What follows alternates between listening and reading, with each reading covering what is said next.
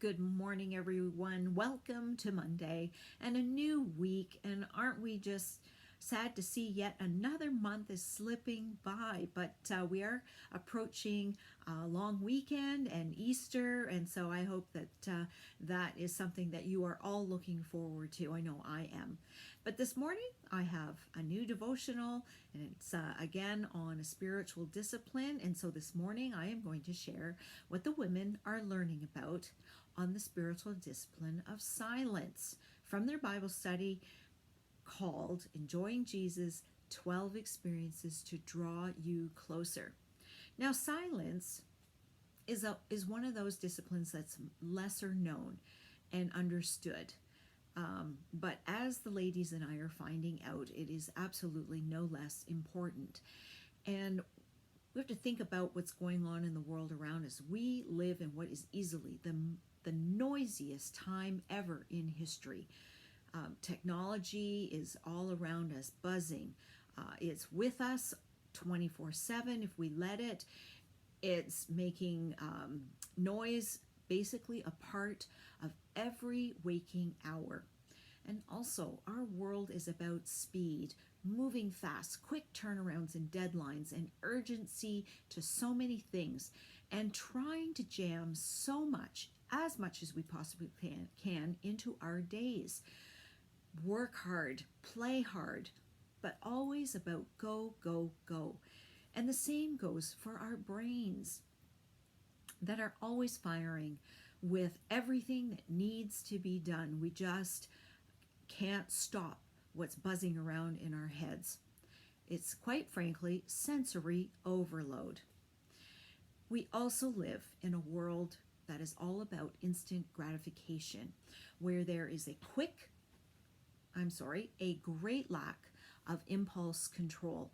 Having what you desire without having to wait is all around us. It's happening. And we don't like to wait for anything, do we? We don't like waiting in lines.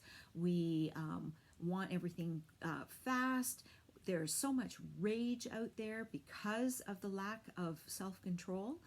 But we need the discipline of silence more than ever before.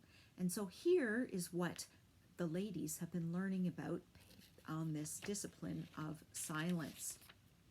Now, this discipline, right off the bat, is very uncomfortable and unnatural to begin with.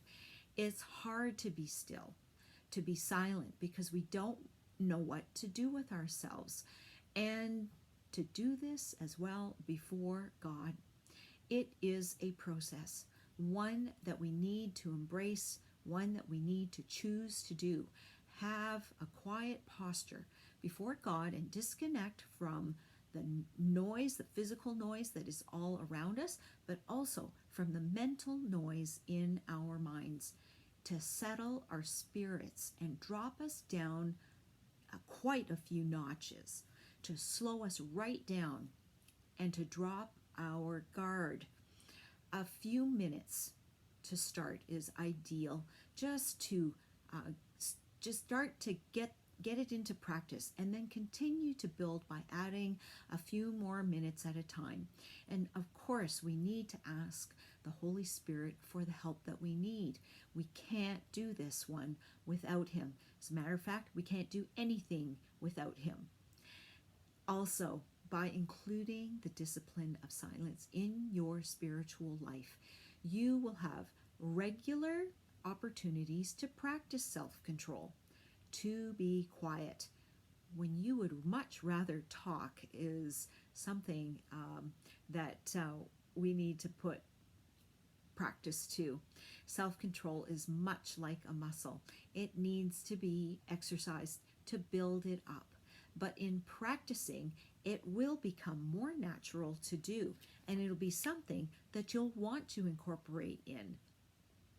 Also, when it comes to our relationship with God, which should be our most treasured relationship, we cannot hear from Him with all the noise going on. And when we're moving at lightning speed, it was pointed out that sometimes we want the noise because we don't want to know what's going on deep inside of us. Without end, we can remain distracted when we're on the go.